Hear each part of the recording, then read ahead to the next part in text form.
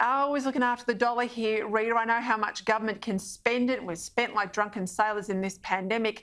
We know Daniel Andrews is also talking about home quarantine.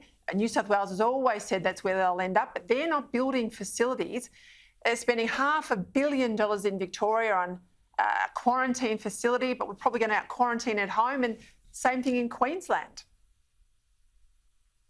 Absolutely. What is the point of these facilities? And there were always going to be white elephants, because who's going to go in there in terms of tourism? Do you really think anyone who wants to come here for a holiday is going to submit to 2 weeks of quarantine, being locked up in a room somewhere remote by themselves? That's just not sustainable in any way. We've got to rejoin the rest of the world. We've got to reopen our borders and kickstart our international tourism industry, which has been dying for over 18 months.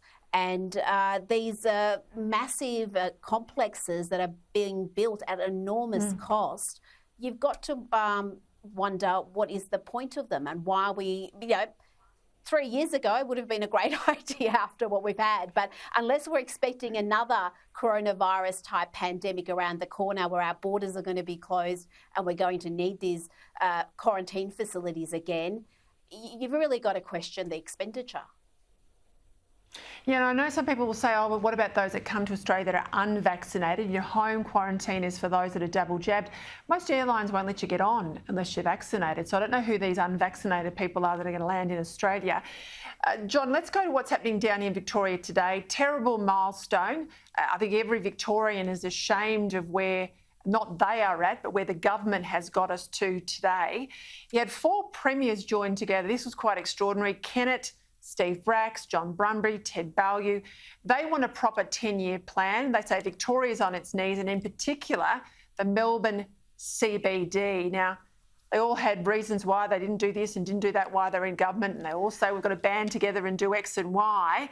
I'm all for it. I'm concerned about the CBD, but you've got to question, can we take regulation off business? What can we not do to business before we start spending money, John?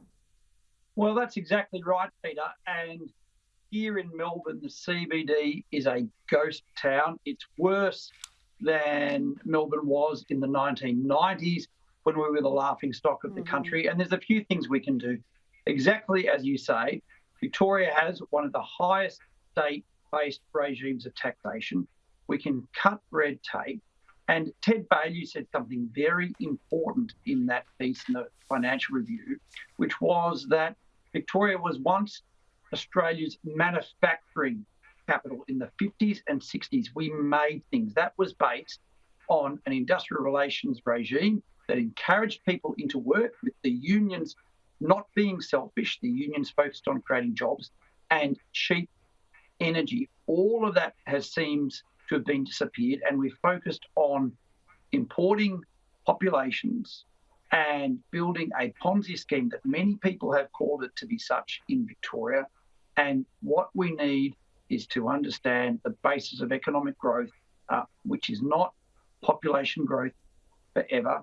It is real sustainable growth based on our skills and based on Victoria's real competitive strength, one of those which used to be energy.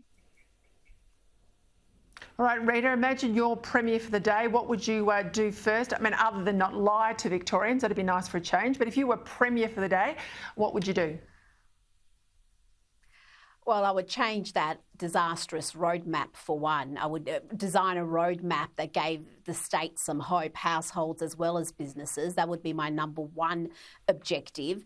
But Victoria's got enormous debt. Don't forget that the debt level we have in this state is higher than every other state and territory. So the debt has doubled, and it's projected to be over $150 billion by 2023-24. So that is going to put a burden on every Victorian, businesses and households.